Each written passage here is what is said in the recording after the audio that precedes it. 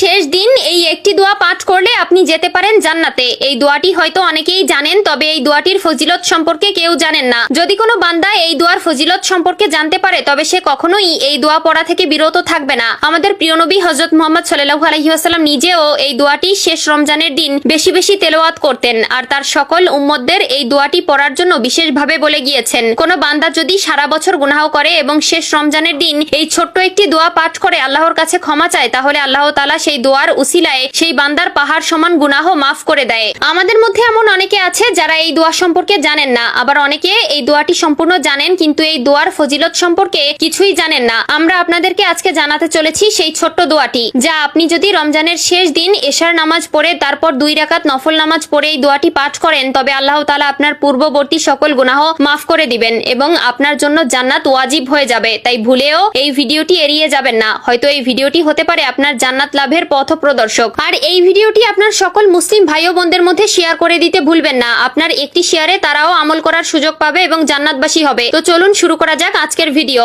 আমরা তো জান্নাতে যাওয়ার জন্য কত কিছুই না করে থাকি, 5 ওয়াক্ত নামাজ আদায় করা, সামর্থ্য থাকলে হজ করা, দান সদকা করা, আরো অনেক কিছু। তবে এসবের পাশাপাশি কোনো বান্দা যদি এই ছোট্ট দোয়াটি রমজান মাসে রমজানের শেষ দিন এশার নামাজ পড়ে পাঠ করে তবে তার জন্য জান্নাত ওয়াজিব হয়ে যাবে। আমাদের প্রিয় নবী হযরত মুহাম্মদ সাল্লাল্লাহু আলাইহি ওয়াসাল্লাম নিজে প্রত্যেক রমজানের শেষ দিন এই দোয়াটি কয়েকশো বার পাঠ করতেন। দোয়াটিকে অনেকে সাইয়্যিদুল ইস্তেগফার নামে বেশি চিনেন। দোয়াটি হলো আল্লাহুম্মা আনতা রব্বি লা ইলাহা ইল্লা আনতা খলাকতানি ওয়া আনা আবদুক ওয়া আনা আলা আহদিকা ওয়া ওয়াদিকা মাস্তাতু আউযু বিকা মিন শাররি মা শনাতু আবু লাকা বিনিমাতিকা আলাইয়া ওয়া আবু উ বিদানবি ফাগফিরলি ফা ইন্নাহু লা ইয়াগফিরুজ জুনুবা ইল্লা আনতা। প্রিয় নবী হযরত মুহাম্মদ সাল্লাল্লাহু আলাইহি ওয়াসাল্লাম বলেছেন, কোন বান্দা যদি এই দোয়াটি পাঠ করার পরে মৃত্যুবরণ করে তবে তার জন্য জাহান্নাম হারাম হয়ে যাবে এবং সে সরাসরি জান্নাতে প্রবেশ করবে। আর যদি কোনো বান্দা এই দোয়াটির অর্থ জানতে পারে তবে তার চোখ দিয়ে অনবরত পানি পড়তে থাকবে, কেননা এই দোয়ার অর্থ এতটাই সুন্দর যে